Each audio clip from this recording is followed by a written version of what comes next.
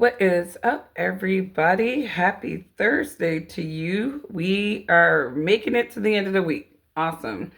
You know, I try not to, if you follow this channel, you know that I don't really like to just talk about the Diddy thing. I haven't been religious about following it. I just kind of check in and I'm just like, that's interesting. So lots of interesting thing going on with black men, specifically Diddy and then Tory Lanez. So Diddy first. Cassie has been testifying, and a lot of people, obviously, the things that she is saying, that is, it triggers a lot of people. I think just seeing that video of him abusing her is triggering as well. It's just a horrible thing to see, watching that angry, just disgusting narcissist mangle that woman.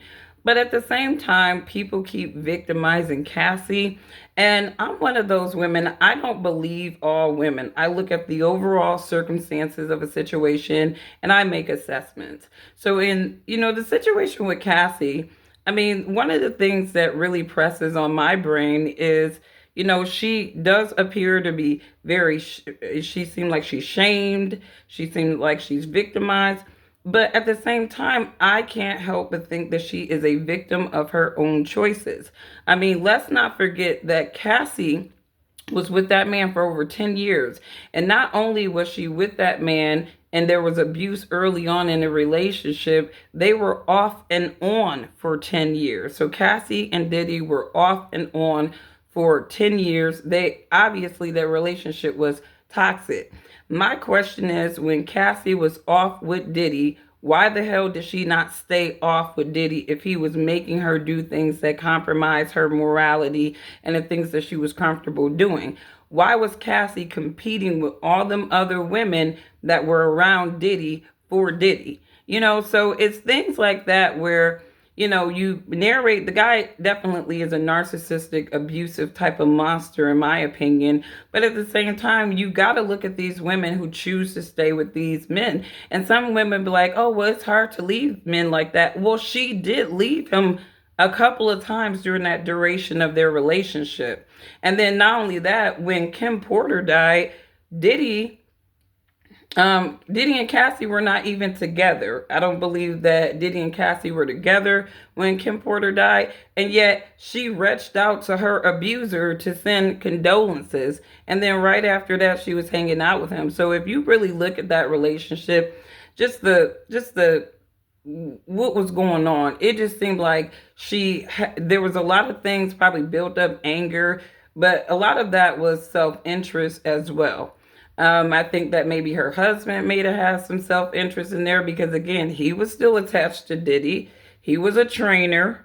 You know what I mean? So it's a lot of circumstances in here where it's like, yeah, we can put all the disgusting things on Diddy because he was the guy with the control. But there are some people who want to be lemmings to people like that because they want to be on. They want to be in the spotlight. They want to have fame. Let's just keep it 100. Cassie would not have been a prolific star with or without Diddy. Like, she had a couple of little hits back in the day, but Cassie was not that star that was going to make it in the music industry, at least. So she needed that sort of nest egg with a powerful man like Diddy. And I'm pretty sure she was even aware of that, career wise, that she was on the lifeline. So, I say this to say it's an unfortunate situation. I mean, I think it's eye opening, to people how other people rock, especially when you get into these high level elite circles. If you want to be in those circles, you have to compromise your integrity. You have to compromise your morality. And a lot of times you'll be doing shameful things. But that goes back into the mindset of people will do anything for fame. They will humiliate themselves. They will shame themselves. They will do anything for fame and money.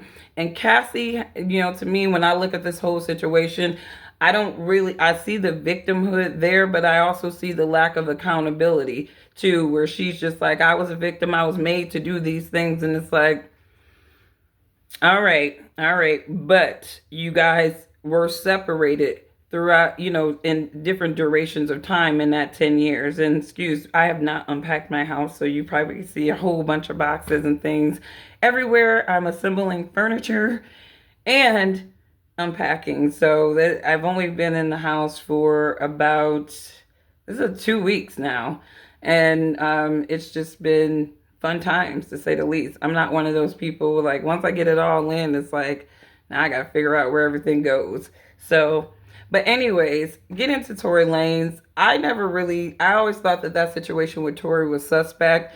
I think that Megan had a machine like Rock Nation behind her, and so they can make almost anything go away or anyone go away.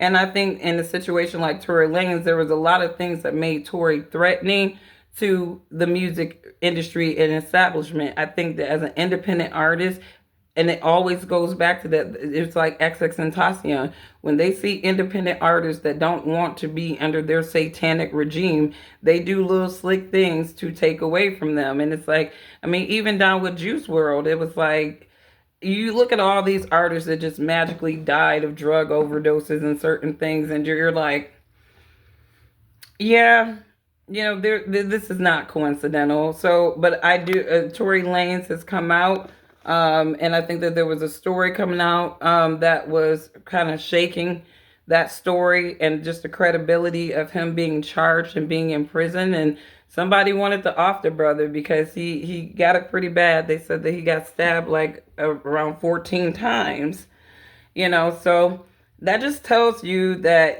there's a lot of powerful wicked people in the music industry, and if they're trying to protect an asset like Megan Thee Stallion because they look at her as like a cash cow in many different ways. I mean, and really she wasn't a cash cow. It was just that she is that MK Ultra psyop. My eyes are just itching right now.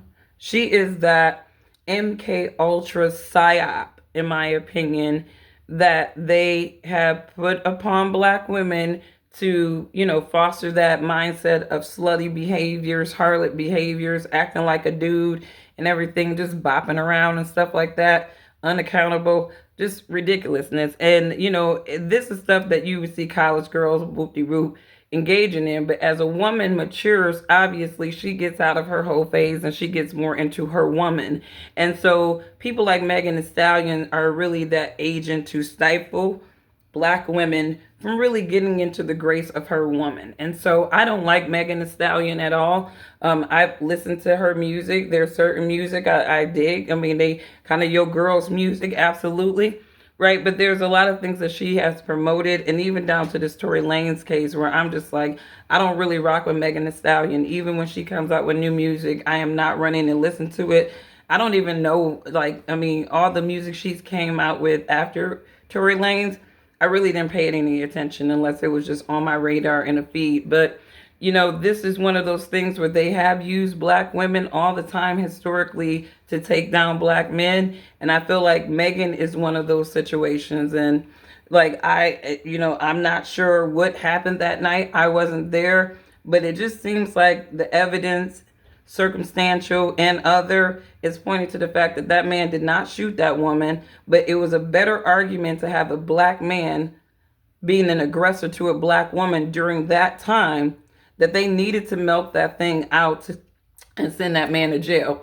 And, regardless of how man hating you are, at the end of the day, what's right is right and wrong is wrong. And even if you hate men, that's fine. But at the same time, you should care about justice, because the same injustice that you will promote and allow people to have is really the same injustice that will end up biting your ass.